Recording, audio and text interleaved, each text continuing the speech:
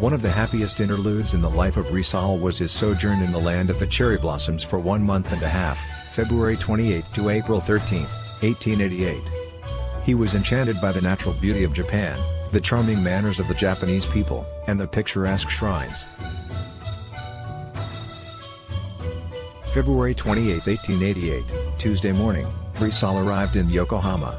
He registered at the Grand Hotel. March 2 to 7, Rizal proceeded to Tokyo and took a room at Tokyo Hotel.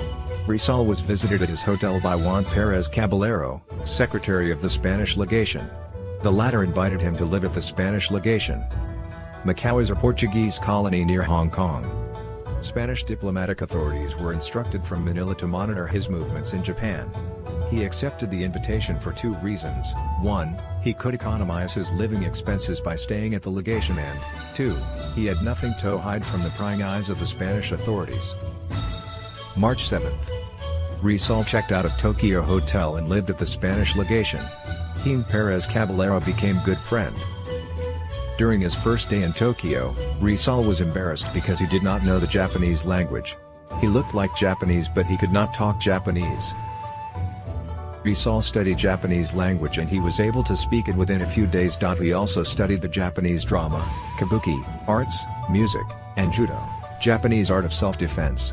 He visited Meguro, Nikko, Hakone, Miyanoshita, and charming villages of Japan. Rizal and the Tokyo musicians. March 1888, it was a beautiful spring afternoon. Rizal was promenading in a street of Tokyo near a park. As he approached the park, Rizal heard the Tokyo band playing a classical work of Strauss.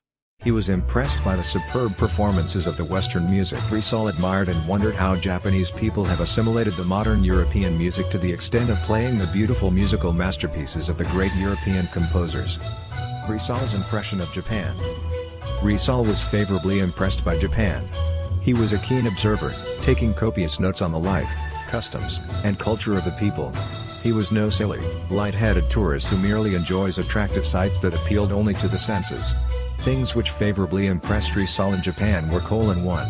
The beauty of the country, its flowers, mountains, streams, and scenic panoramas. 2. The cleanliness, politeness, and industry of the Japanese people. 3. The picturesque dress and simple charm of the Japanese women. 4. There were very few thieves in Japan, so that the houses remained open day and night, and in the hotel room one could safely leave money on the table. 5. Beggars were rarely seen in the city streets, unlike in Manila and other cities.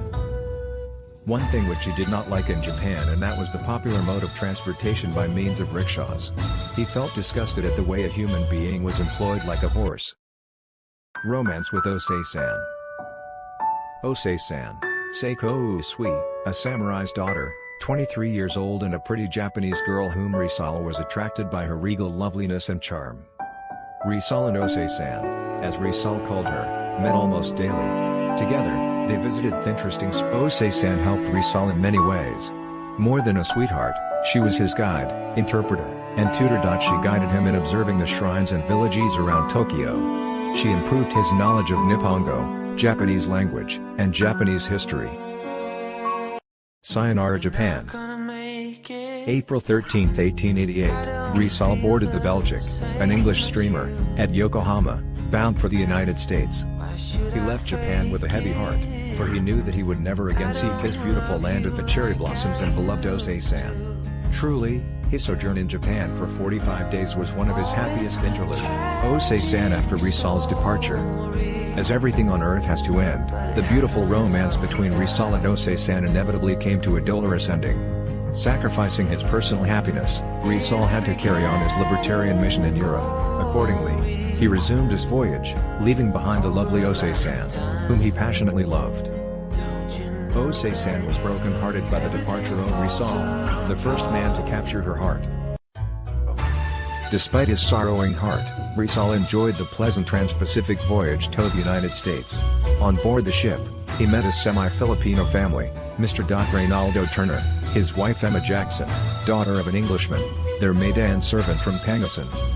Another passenger which Rizal befriended on board the Belgique was Techo Suehiro, a fighting Japanese journalist, novelist, and champion of human rights, who was forced by the Japanese government to leave the country, just as Rizal was compelled to leave the Philippines by the Spanish authorities.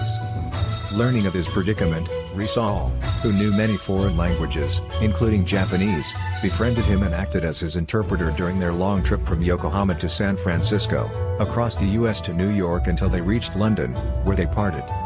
Rizal and Techo were kindred spirit.